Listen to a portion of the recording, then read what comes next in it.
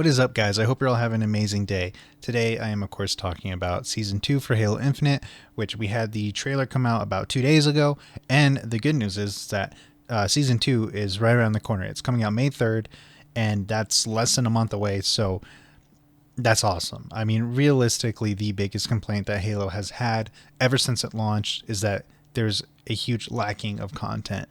People want more maps, people want more game modes, and it's hard to argue against that. However, we finally got a trailer for Season 2, and it looks really good. Now, the trailer itself is not a very long trailer at all. It's only about 26 seconds, but within that 26 seconds, and along with the news that they have posted on Halo Infinite's website, Halo Waypoint, we get a good understanding of what we can expect. So in that trailer, we do see a little bit of a cutscene, and we don't quite know what this means. Is that just like a cutscene for the season? Is that going to be additional story to Halo Infinite's campaign or something separate like Spartan Ops used to be? I, of course, don't know, but I really hope that's going to be the case, and I obviously feel that that is going to be the case. I don't think they're just making a trailer just for Season 2. I think there is going to be some sort of story content there, whether it be in the form of like Spartan Ops or like a mini campaign. I'm not too sure what that might be, but of course I do feel that there is going to be some sort of story, some sort of mini campaign like DLC coming along with Season 2. Additionally, we are expected to get 2 new maps. Catalyst, which is going to be the arena map, and then we're also getting a new big team battle map, which is called Breaker, and that's really awesome. I mean, maps are one of the biggest complaints about Halo Infinite. Again, I know I've already stated this in the very beginning, but the lack of content for Halo Infinite has been the #1 complaint from everybody, including current players and people who have left the game already. They want more maps, and I am somebody who's really been a huge advocate for Halo Infinite, I guess might be the best way to put it. I love the game. I'm enjoying the game. I've been playing Halo for years, and I haven't stopped. But even I am getting to the point where it's like, it's 5 months into this game's lifespan. We should be having more content. And I'm happy we're getting this announcement because we definitely need more maps and multiplayer modes to make a good Halo game, nonetheless a good live service game. I mean, when Halo Infinite launched, it wasn't too much of a big deal to me that it wasn't as full of content as like previous Halo games, because my assumption was that there was going to be more coming out really soon. I was expecting Forge, of course, as many other people were expecting Forge right around the corner. I was expecting a firefight mode. I was expecting more maps, and my biggest surprise is that it's been so slow for them to come out with maps and modes. I can understand a little bit with like technical challenges on things like Forge or maybe Firefight, but maps and modes, I don't know why it's taken them so long to come out with them. And although I am incredibly happy that we are getting 2 new maps, it still feels a little bit weird that it's only 2, because I really was hoping for like 4. And not necessarily that that's the magical number to meet, but because, I mean, games like Halo 2, Halo 3, Halo Reach, I mean, they all launch with a ton more maps than what we see in Halo Infinite.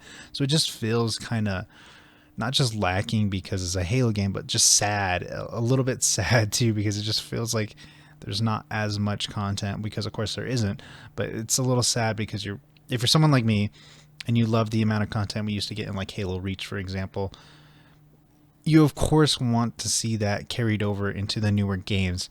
I am a huge fan of Halo 5's multiplayer.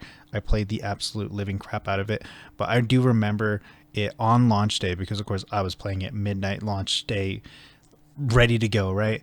I do remember feeling on launch day a little bit sad because I looked at that main menu and it was just not enough content. It was like campaign and multiplayer, and there was no firefight, which I really hoped for. There was no Spartan Ops, which I actually really enjoyed. It was kind of sad to me, and I don't want to see Halo Infinite carry that legacy with it, if that's the right way to put it, but I think you kind of get what I mean. There is, of course, a lot of bug fixes, weapon tuning, and just a bunch of balancing fiction, excuse me, not fiction, balancing, fixing actions that they're taking in Season 2, and they announced a lot of it. Like, for instance, we're going to be expecting a 10% decrease in weapon melee damage, which is going to be interesting, but that is because of player feedback, especially regarding the Mangler, which I understand completely. I play a lot of ranked, like that's my main thing that I'm playing on Halo Infinite most of the time, and the Mangler can be a bit overpowered.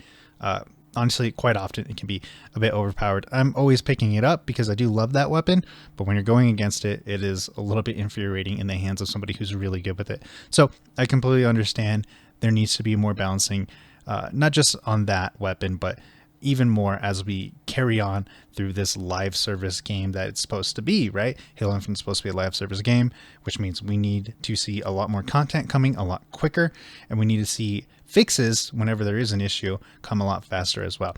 To their credit though, 343 has fixed a lot of my issues that I've like, for instance, it's been a while and it hasn't been something that was fixed right away, but I no longer really get game crashes like I used to. I used to get them all the time, not so much anymore. So I am very, very, very happy about that. And I just want to kind of quickly end this on a happy note, because I know throughout this video, I've talked a little bit about how a lot of people are upset about the game with 343, so on and so on, right? But as I kind of mentioned, I've been a pretty big advocate for Halo Infinite. I don't love the massive amount of negativity that people have, not just towards the game, but towards 343. I mean, I've seen even people who come to be Halo fans just absolutely ripping into it because it's no longer Bungie and things like that. And the truth is, I really think 343 is a talented studio. I really love the work they've done with the games that they have created in the past. How long has it been? Whatever, 5+ years. I mean, it's more than that. I'm trying to remember. I mean, obviously Halo 4 is their first game, and that was in 2012, so 10 years. They've been around for a while, and I've really enjoyed the Halo games that they made. Do I enjoy them more than Bungie's Halo games? Probably not, but there are certain things that I like more. I mean, for instance, I have issues with Halo 5's multiplayer, but overall, I played the absolute living crap out of Halo 5's multiplayer because I loved it so much. So I really think 343 is a talented studio. I think it's been kind of mismanaged over time, just from what I've heard, but I don't know that for sure, obviously. But either way, I have full support for 343, and I hate the absolute amount of negativity that those developers get, as well as like everybody who's even involved with the Halo franchise. I hope that stops. I hope we get more positivity towards the franchise, and I hope we move towards a better future for Halo, because I really care about Halo a lot. So with that last little bit of rambling there, it's going to sum up my opinions and the things I really wanted to talk about regarding Season 2. More Halo content to come, because of course this is my bread and butter. I love Halo so much. But of course, more FPS content to come as well. I still play Call of Duty all the time with my girlfriend and friends. So if that's something you're interested in, please stick around. Consider giving me a like, a subscribe if that's something you feel like I earned. But either way, once again, guys, thank you so much for watching. And I hope you all have a great rest of your day. Bye-bye.